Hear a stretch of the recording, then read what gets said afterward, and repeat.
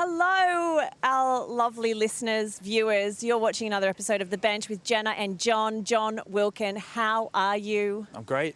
We're in Wakefield. Wakey. It's great. It's been First raining. time we've been back in over a year. New stand in the Looks background. For fabulous. people who are listening, there's a new stand. Looks great, doesn't it? It does. It's got a reception and everything. You know who It's else proper. looks great? Go on. Our guest, Liam looks Liam great. Hood. Liam How looks are great. you? Yeah, good, thank you. Yeah, Good. good. Wish I were playing, but I know, happy you're to not. be here So, nonetheless. do you know what the good news is? By the time this episode of The Bench goes You'll out, already be back you playing. will be back. You'll be back playing. Oh, perfect. Yeah. So you're back So- playing. Yeah, How's I'm it back going? playing, yes. Yeah, It's how's been it going good, for yeah, you? yeah. It's going really well, It yeah. feels good, yeah. No, it's lovely to have you on the bench. Great to be back at Wakefield. Great for Wakefield. I mean, again, the team, maybe not you, but the team would have played a few games. Maybe you won, maybe you didn't. If you won, what an incredible story. It's such a Brilliant great start start to the year, Brilliant yeah. start to the year. There is a sense that this team doesn't fear anyone. Is that right? I Ooh. think you've got to come up into this league and be like that, haven't you? You've kind of you've got to step up and kind of believe in yourselves a little bit. You know what I mean? So no, that I wouldn't say we don't fear, and I won't say we fear them. I mean, we respect a lot of teams in this league. You know what I mean? There's some great teams, ones that we're playing tonight here on this. But I think we're just really focused on what we can do as a team, and we're looking forward over the next 10 months what we can do Can and I challenge. just yeah, rephrase please do. that question then? Do you believe that you can beat any team in Super League? Oh wow, she's digging. She's digging. I think so. Yeah, personally on my day, yeah, I think so. What's your day look like? I just think if we spoke about a lot of things this year that we expect from a team, so the effort and the attitude things I think are the most important things for us. You can be beat to a lot of things, you know. Skill doesn't always go great. Sometimes you get some bad calls, but I think if your effort and attitude's constantly there, no matter what, you become a hard team to beat and hard team to break.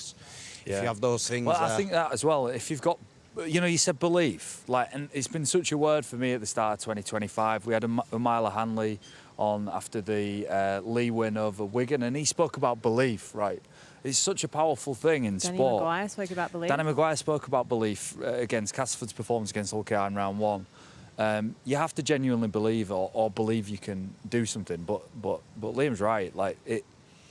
Belief's an easy thing, and you can lose it really quickly as well. Yeah, you can't can you? massively. But if it's built on effort and attitude, and if you know consistently that a team, whether you've not got the best team or what, but if you turn up and try hard and your attitude's great, like that, you can build belief off that, can't you? 100%, yeah, 100%. You become a hard team to break down then. If you're happy to get in the grind, you're happy to get in the arm wrestle of a game, and you're happy to just work hard and put the effort in, you work hard for each other as a team, yeah, you become kind of one of those that you're like, wow, these are not going away, they're actually here to stay. So. Yeah, boy did they try hard round one. Obviously, by the time this goes out, we'll be a few rounds in, Jenna Brooks, but round one against Leeds, got a win. And Liam, and Headingley's a really hard place. Like, some stadiums are just a tricky place to go. Headingley for me was always a really tricky place to go and get a win. It was incredible support there and really loud. They're really on top of you, aren't Yeah. they? And really for the on first top of you. game back up in Super League as well, Yeah. it was hard. It was almost perfect though, wasn't it? Yeah, for us, we just spoke about having a good start, a strong start, you know what I mean? Because I feel like that's a big part of your game as well. If you can have, like I say, then believe things and stuff, if you start well, you get straight into the game and you're like, oh wow, we started well here, you know what I mean? First 5 sets are knocked out, we completed well, we're kicking them into a corner. This is going good for us, you know, and that belief and that effort and attitude and all those things start to build and build, you know what I mean? You only get stronger then as a team. All right, but I'm going to put you in a situation. You're a minute into the game, you bend down to dummy half to throw the ball out, you knock on. Does that all of your belief disappear? No, because my attitude never still there. Still got that. You see, that's I'm what I like copping a lot about of spray from everyone else. You know what I mean? Everyone else's belief might not be there in me, but mine's still there. Lads, I've still got loads of effort. and my attitude's great. I'm going to run round and tackle and try and get this ball back. There. Belief's Left gone. my hands at home. So one of our very good friends of the podcast apparently discovered you. Do you know who I'm talking about? It's not his mum and dad, is it? No. No. When I say one of our very good friends of the could podcast, be one a of our very good friends of Sky But Sports. this could be such a porky. couldn't Well, it? we'll find out, won't we? So there's somebody Barrie on our team McDermott claims. discovered you. Is this true? Is this not What does true? that mean? Discovered him. Scouted. It sounds like he was like trapped in a bush somewhere and he's found him. Do you know what I mean? Yeah, He so scouted you. I were playing at Stanningley at the time. Yeah, we're at Stanningley. And I think Where's Stanningley? Leeds. Yeah, Leeds. And I think Baz. Just for people who... I even knew where that I'm was. just like, there's And not I'm from everybody Australia. lives off the M62, listens to the Did you podcast. know where that was, though? So, like you... No, I was trying... What happened? Oh, Have you ever done this before? What you try and do is help people at home understand. Yeah. Stanningley So is in Leeds. Stanningley's in Leeds, great club. Nice area. Mickey Mack, come Nice from area. Stanningley, Jamie Peacock. Yeah. Right, so it's a bad Some area of the then. So, you know, so all the tough ones come from Stanningley. All the tough ones come from Stanningley. Mickey Mack, Jamie Peacock, Jamie Liam Jones, Hood. Buchanan and Gareth Carvel. So, Oh, wow. It's really rough, that. Yeah. I'm good. joking. So anyway, let's get back on track. So Barrie McDermott played what used to part come, in your discovery? He coached and you. come with Simon Bell, yeah, and he coached me. And believe it or not, when I signed at Leeds, because I was pretty quick back in there. I mean, I'm not anymore. The speed's You're gone. still okay. You're still all right. He put me on the wing. You're a Started me on the winger. wing. And obviously playing academy, you know, it's like everyone wants to prove themselves and look. I didn't really get the ball at all. Yeah. So I was like, this ain't working for me. So I went in and spoke to him, and I was like, listen, thanks very much for the opportunity, but I'm just going to go back and play with my mates. How old were you at? How old were you at this point? You turned him down. I turned him down. So, okay, I was so I've got like something to add. 17-year-old maybe, knocking on the door of your coach's Yeah, so big I bad Baz as well of all people, and saying, you know what, thanks for the opportunity. I'm not a winger. Yeah, but didn't you I say just wanted to go and play and have fun with it, you know what I mean? And I wanted to be in the position that I actually was went 9, playing right? for. I'd played 13 for Stanningley. Yeah. So I'd gone from being in the middle, tackling all the time, getting my hands on the ball quite a lot, and then going to the wing and didn't really see much of the ball. And I just remember saying to my mum, and I was like, this isn't for me, this man. I'm just going to go back and play with my friends. And yeah. So Baz has retold this story to me. Right, go okay? on, give us Baz's version. So Baz's version was that you were put on the wing. You came into his office, which I was trying to envision. Baz didn't have an office. Baz No. Let's get that straight. Where was it? Was it what door? Was it a door of an office or home or? I think it was like more of a janitor's room. It was. Two rooms in there. Cupboard, Downstairs toilet. Let's go. Barrie was on the toilet. Anyway, Baz was there, opened the door, and there was this kid that just basically said, yeah, I'm not a winger. I'm not playing, on the wing. I want to be at hooker, and if I'm not at hooker, I'm not playing. And Baz was blown away. He was blown away by your determination and the character that you showed in that moment. Determination. He just said he couldn't be asked. No, but his determination in either he's not going to play on the wing, so he's not going to play. See. So therefore, Your passion. Yeah, no, I wanted to play. I really wanted to play for Leeds. I mean, they were such a bit. I mean, they still are such a massive club. You know what I mean? So for me, it were fantastic that I'd been and picked up and been recognised. I just wanted to play like my position. So I remember saying to him, "Yeah, this is just not for me." So And then what happened? He said to me, "I'll throw you on the bench, and you can come on at 9." So he did, and you I got man of just match tore that it game, up. Yeah, and never looked back. Up yours, Baz. yeah. And it went from there. Yeah. And I just, So he said. So I said, how do you remember Liam? Should have Hood? really got Baz on, shouldn't you, instead of me? Probably. I mean, yeah. But I kind of said, how would you sum up that moment? How would you sum up Liam Hood back then? And he said, I won't actually say it because it'll get beeped out, so I won't hear it anyway. But I'll rephrase it. He said that your resilience and the fact that you had the confidence to go on, and you had a lot of players ahead of you, that you shone and you completely gazumped them, if you like, and you became the hooker of the team. Did it rhyme with cocky, brittle shit?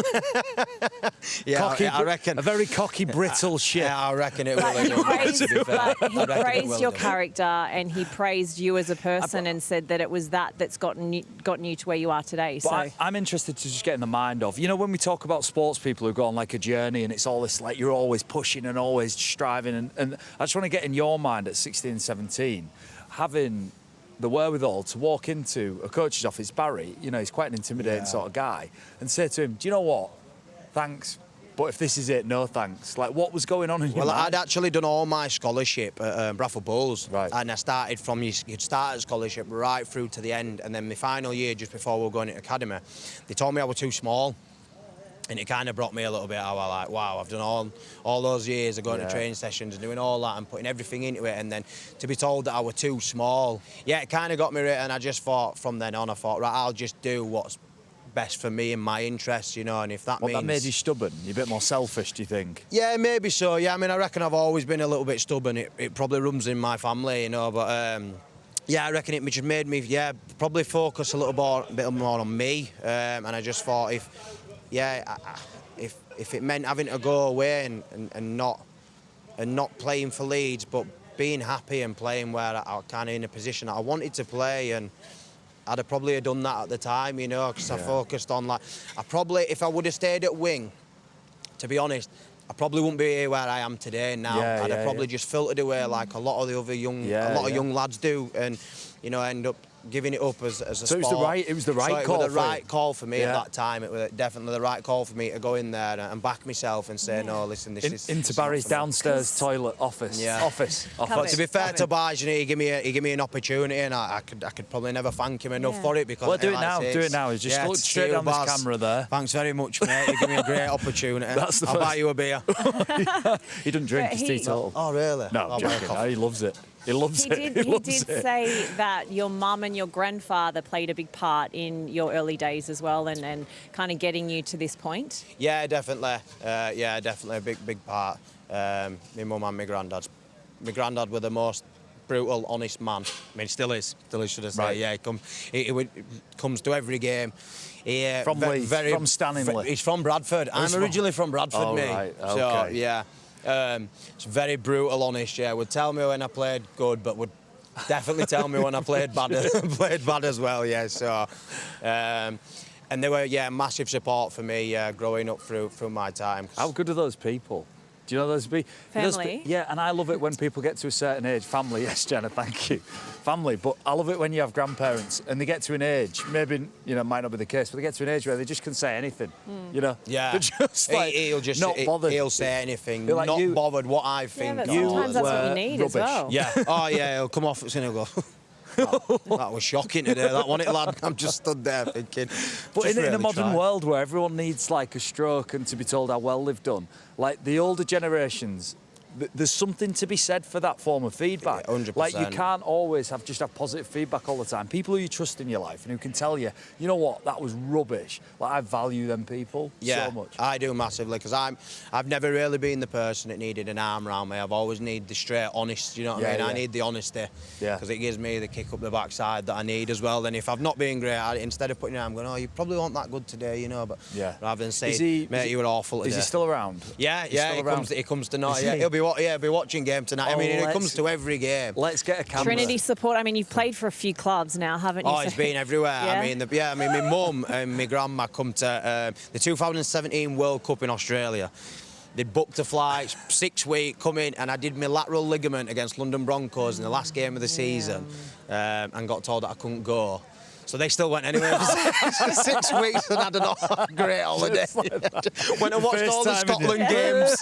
We were like Danny Addy and stuff like that, watching us against Tonga and Samoa, you know what I mean? Yeah. Stood there like William Wallace, you know what I mean? Face painted up and stuff. Good. So they still went, but yeah, they've been to France, they've been everywhere to watch me. They go up and down the country, you know. So it's let's look out for it. I want to see your granddad. Well, he comes to my house. He won't drive anymore. He drives to my house and then comes with me at game. And I'm like, Granddad. Bring your granddad to the game? Yeah. I'm like, Granddad, you're going to be there an hour and a half early. It's like, it's all right, don't worry, I'll just sit and have a pot of tea and that. Yeah, and true fan of the game, or just true fan of Liam Hood? Yeah, I think, the critique, he just likes to come so he can tell me if I play good or bad. So I want to talk a little bit about coming up into Super League this year. You've obviously done it with other clubs before. What is that? What is it like? What's the biggest challenge? What's the feeling? What's the mindset? The biggest challenge, definitely for me, I think personally, coming from Championship is the speed of the game's massive. The speed of the game's huge. I mean, Jon, you could also probably talk about this. Thank you, Jenna. Jenna likes to bring up my time in Toronto. She also dines out on the fact that it went bust while I was there. I do not. I just think it's something that we haven't discussed enough. Yeah, no, I think, do you know what about the Championship? It's so hard. Yeah, it's such a hard league. I think it's so much more aggressive. I mean, you've got a lot of players that want to take your head off in Championship. I played Rochdale in my first game, and Ashton, do you remember big Ashton Sims? Yeah. He played at Warrington, and he's like big, like larger-than-life character. We pat down at Rochdale, and there must be this 20-year-old kid for Rochdale's leaned through, gouged Ashton Sims in the eye, and then started giving him a spray. Ashton Sims was like, what the hell? What's going what on the here? hell? And I was like, he was like running around trying to kill this kid. And like every week, someone would just get you. Yeah. You know, you get punched, you get gouged. It's horrible. Yeah, it's so hard. It's aggressive. Yeah, they really want to come and hurt you there. You know, Yeah. whereas this game, it's about Speed. beating you with speed. You know what I mean? Trying to get a quick ruck and keeping it quick then, and tiring you out that way. So I definitely feel like that's the biggest one. You see that some of the teams in this league, I mean, the fitness and the levels you've got to go. The Lee and Wigan game, the first game of this unreal game, to go 80 minutes and then have to push on and do potentially another 10 minutes, you know. And when you'll have been in that stage at some point, you stood there and you're thinking, I don't know if I've got another 10 minutes in me. I sometimes didn't have that at the start. The worst thing is where you stood at the start thinking, I don't know if I've got 10 in me. Yeah, but that's a brutal competition, the Championship. Now, we can talk about standards and athletic ability and fitness and all the things that Super League is probably quicker and there's more finesse maybe at times. I loved the Championship for two reasons. One is it was like brutal and physical. But it's also, for people who love rugby, I'm a rugby league geek, like, the grounds that you go to, like, I loved it, you know, going to... Is it Featherstone, the one that goes up the hill? Batley. Batley's a bit of an It's hill like a as well. 16-point hill, isn't it? Yeah. One way. But yeah, I think what you were just saying then, John, it's fantastic. You know, you go down there and it's Sunday afternoons, most of them games, and there's all the kids running around and all the fans there, and they're just having a good day out. And yeah, it's class, really. It is good for stuff like that, you know. You see a lot. My granddad actually used to say to me all the time, I love the Sunday games, you know what I mean? The Sunday games at 3 o'clock. Because by the time he finishes 8 at night, you know, and he gets home, it's late for him. But yeah, he loves the Sunday games. What's his name? What's the granddad? Tommy. Yeah. Let's get Tommy involved. Yeah. I want to get him in the game. I'd love it. We'd always be on a Sunday. Pot of tea. We get a pot of tea ready for him. 3 o'clock kickoff. Okay, so what's Daryl like as a coach? We obviously know him well from his time at Cass, Warrington. What is he like? How has he kind of changed his coaching? Has he changed his coaching from the Championship to Super League? Does anything need to adjust? No, I think he's been pretty much similar with us. I think he knows that he needs to push us a little bit harder. Obviously, competition that you're coming up against from Championship to this is totally different, you know. But no, to be fair, is he chilled? He is quite chilled, yeah. Do you know what? He's really funny. And you won't, such a surprise. You won't think it, though. I know, you won't think it, because when you see him, though, and you see him on TV and stuff, he comes across as quite a serious person. Yeah. But he's not. But actually, I'm him really well, and he's funny, yeah. He said he's pretty funny, not really funny. Well, no, there's not many people that are really funny. Doesn't he? He likes to frame the season as a story. Yeah, and so that's what he likes to do. He likes what's Wakefield's story in 2025? Don't know yet. I mean, hopefully it's going to be a good one. So he tells the story as the season's going on. So what are we up to now? I mean, it's hard, isn't it? Because by the time this goes out, we're a couple of days. Yeah, it's only... obviously, he spoke to us before the start of the season, coming up to the Leeds game, and he was just about having, like we were saying before, about having a big start, you know. And I mean, we had Leeds, Hull KR, Saints and Warrington. Yeah. Pretty big start for us coming from Championship to here. So we understand that it's not going to be an easy task. But yeah, he just spoke about, you know, like say that believing in yourself, you know what I mean, all the hard work we've put in over the last few months, about just being excited for this challenge. And we all are, we genuinely all are excited. You know, and each week, we just take each week as it comes. But then when you get weeks like last week, you know what I mean, it just feels so much sweeter, and you can't wait to get out there again and see what else you can do, potentially. Could I make an observation about Daryl? You know, at the time when Warrington wasn't going well, you know, we were around him a lot, and he was obviously getting interviewed, and obviously it's quite obvious to say, at that time, he was so pressured and he looked so stressed and so intense, you know, when he said about him being funny. And I bumped into him at the launch, at the Super League launch at the Corp Live in Manchester, and I couldn't believe it was the same guy. Like, it was like the most relaxed I've ever seen him. He just calm, confident, you know, really open, really chatty. Yeah. And I think there's a beauty maybe of him feeling more at home at somewhere like a Cass or even a Wakefield, which is quite similar, than maybe at Warrington. Yeah, like I say, I think sometimes when you go to some of these, what we would call bigger clubs, I don't know if there's obviously a few more egos there, or, you know what I mean, stuff like that. We don't have out like that here, you know what I mean. We're just all one group that are willing to work together, and, you know, Powell puts a lot of hard work in, and we're trying to repay him for that hard work and see what we can do for putting the faith in what he does for us, you know what I mean? And hopefully we can repay some of that faith that he's shown us. You've got to get the lighter side out of Daryl. He's hilarious. Yeah. That's what we've heard. That's what tell him some of his Well, jokes. hey, if Wakefield Daryl, keep winning, I'm sure we will see that. Yeah, without doubt. At some point. Okay, on the bench, we have a segment called On the Bench, Off the Bench. Liam, Hood on the bench is something you want to see less of in the game. Off the bench is something that you think the game needs. Would you like a minute? Because Jon is full of, I won't say incredible ideas, I'll just say ideas. Would you like to go first and give Liam a little bit more thinking time? Yeah, well, off the bench, I'm going to start with off the bench this week. You know, we tried to mic players up. You know, you put mics on players.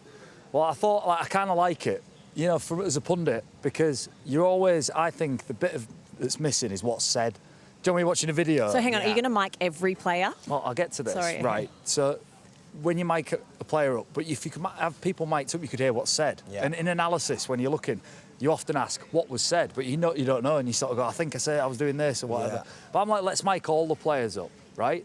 But not only that, let's mic them up so they can speak to each other.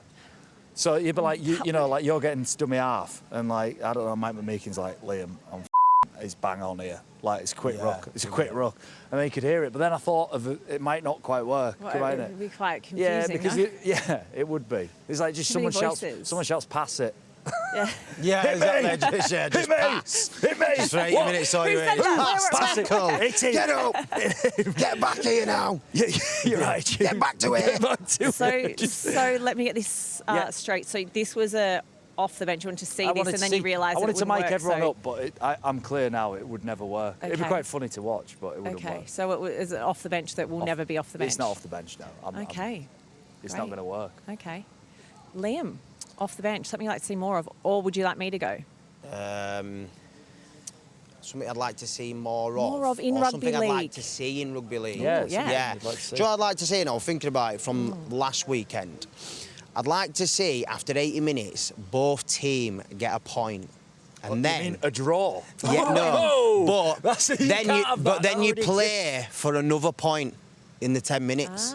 So I felt like, for me... The loser will, the loser still gets something. Yes. Yeah, because I just thought... It's genius. Last week, Cass deserved a point for me. And they didn't get anything. And they didn't get nothing. Yeah, I just thought, do you know what? They've put in... Yeah. There's a shift there. A sympathy point. Yeah, well, I don't know if it's a sympathy point. Lads, did you do well? I just felt like they deserved something, you know what I mean? I feel like, you know, it's like saying when you've played 80 minutes rugby league and it's hard. I mean, like the Lee and Wigan one, I mean, like that were an unreal game to open up the season. Wigan deserved. I mean, it went boom.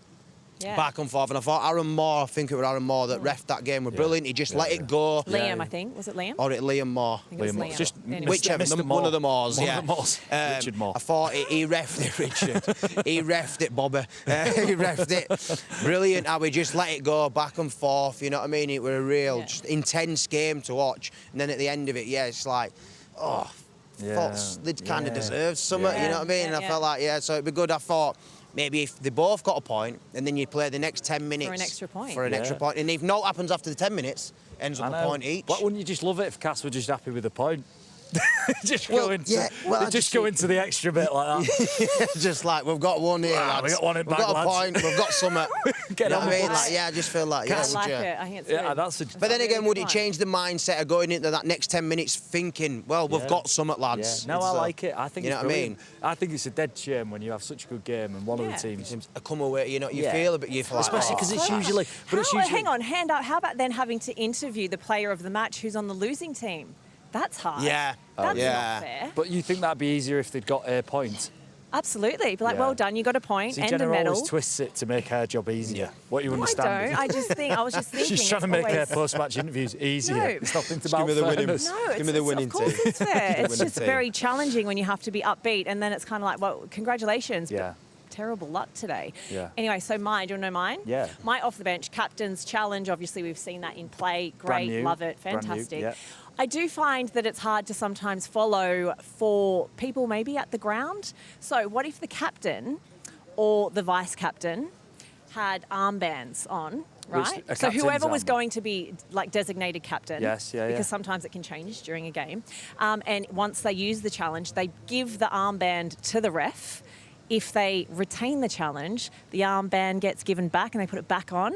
But if it doesn't, then the ref keeps it. So that you know he's not got a challenge Yeah. left because the referee now has his arm. Yeah. That's a fair point. To be Yeah, fair, I just think it would help, like, visually for people. It'd look great At on the TV, ground. Jenna Brooks. It would, and it Yeah. could be really bright, you know, cool, bright colours. Like a fluorescent, like a bouncer at a nightclub sort of thing. Kind of, or it could even be like a glow know what I mean? stick. Yeah. Not glow stick, because Yeah. that could A be glow dangerous, but stick. some kind of Jenna like Brooks is glowing starting a glow, rave. maybe glow some kind A of. Anyway, glowing we'll fluoro. look into that, but that's my idea. Okay, we're running out of time, so on the bench, something you want to see less of in the game. Less of. I want to see less mud. Yeah, good. Because I like that. mud is isn't it? Do you know what I mean? Like this time of year. And you're stood in the I muddy know, but look, bit of can anybody look down? If there's a camera, can just get down here. This. At this time of year, like it's professional sport, and we're just rolling around in the all the time, and it annoys me. There's nothing good about it. Well, I mean, when you're wearing white or cream, were they white and have they turned I cream, don't know. or are They're they a bit like my bought cream? teeth. They used to be white, and then they've naturally melded. You know what I mean? They look like crayons now, or a burnt fence. Do you know what I'm saying? Fair You're meant play. to disagree. Yeah, I like You're meant to it. disagree. I think Look that's great. good. You like Yeah. my trainers on the tee? I mean, I like the getting rid of mud. All right, let's get rid of mud. Liam, what would you like to see less of? Less of the smoke machines before the games. I know You it's a mean bit the of a- fireworks? Yeah. Yeah. Like. Just Well, standing- what about the smoke fireworks machine. in Well, the day? I think smoke Leeds had machine. like a big flamethrower thing, and it kind of. But then when Are you you're scared? red and you're ready to go out and play this game, you've got yourself all psyched up in the changing rooms for 10 minutes. You know, And you've what- listened to absolute headbangers, and you're like, right, I'm ready to go, warrior. Yeah. And you've got to go and you wait for kick-off, and it's just like. You can't see no one, you know what I hang mean? on. It's just like What do you mean? You mean the fireworks that happen in the day? just like the before they kick off. Yeah. You know, and When you're just they- like, right, hold on, we need to just wait for all this smoke to disappear before we can kick off. worst I love it. Because you can't I love see it. no one. Liam's It's like stood work- on Saddleworth Moor, you know what I mean? You're just looking around his own. thinking, where is It's like everyone? And there's no one That's here, when you you know keep what I the mean? mics on the players. 'cause Yeah, then yeah, you'll be able yeah. to hear where they Never are. know. Liam would yeah, be like, the mic. is anybody else out there? Yeah, hello, hello, where are It you? looks like an extra from Braveheart or something. There's just Liam on Headingley like that. Liam, I have was to super tell you, random. I share this view, except mine was daytime fireworks because I just don't see the point. And then afterwards, you're left with just the well, smoke. Why are I'll take people letting that. fireworks off? In the day. 12:30 kick-off. No, we went to Lee It last wasn't year. just Lee. I'm not going to name them, but there's been a few clubs that have done it. So let's just not Just blame can't see. only Lee. There's been a few. I just think it's yeah. a waste of money and pollution, and it delays the Can game. I just so share two very good on and off the benches very there? good. Yeah. Liam Hood. Pre-match smoke is gone. Gone. It's Let's gone, get rid hasn't of it? Yep. And off the bench is a 1 point for a draw. Brilliant. No, 1 Revolution. point and then Bring that in. potential An extra sorry, point, forgotten extra. point Let's if they not win. simplify it That's too an much. extra point, yeah. Extra point. Liam Hood, it's been a pleasure. Yeah, thank you, mate. Oh, thank you you are very much back for on the having me. pitch playing already. So well done on the wins. Commiserations on the losses. That's a wrap. Thank you very much, both of you. Thank you for listening and Thank you. watching. See you again very soon.